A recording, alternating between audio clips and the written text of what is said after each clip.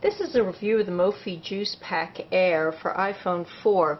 It's very similar to the one I have for my old 3G, with some notable exceptions. The thing that I like most about this one, and that's different from the other generation, is that it doesn't have a real slippery back to it, so it won't slide out of your hands. I love the sleek look of the one for 3G and 3GS, but this one makes it less likely to drop. The other notable improvement is its weight.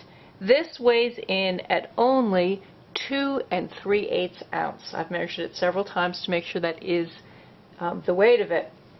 It mimics the iPhone coloration by having a chrome side. It has cutouts for all of the functions that you'd have for an iPhone. This is how it works. You just slide off the top. You take it, you slide it in until the dock engages, and then you slide the top on, and you have to be very careful to get that on right. And here it is. Disadvantages.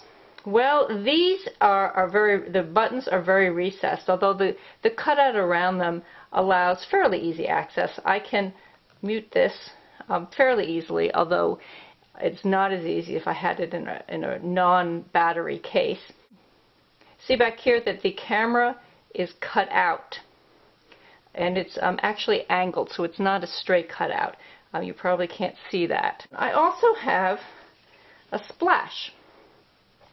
You'll see that the splash is almost exactly, as a matter of fact, it is exactly the same width. I used a towel here, but I don't think you could probably see that. It also has the cutouts.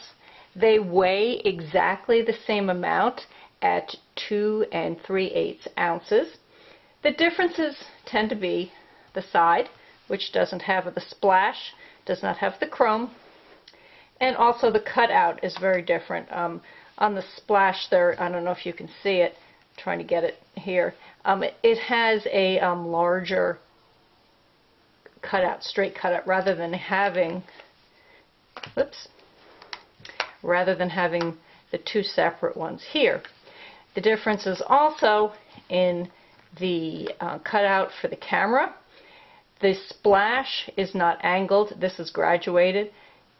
I guess the idea is that if you had it graduated, you won't have shadows. I don't have a problem with either one. The biggest difference between the two, and the reason that I prefer the Mophie over the splash, really has to do with the on-off button. The splash, you can push the button to see how much you have, and you have to hold it down to turn it off. It also turns on automatically when you charge. The Mophie has an on-off button right here. That's on, you could hear that. That's off. And it stays in place, so you don't have to do it every time you charge.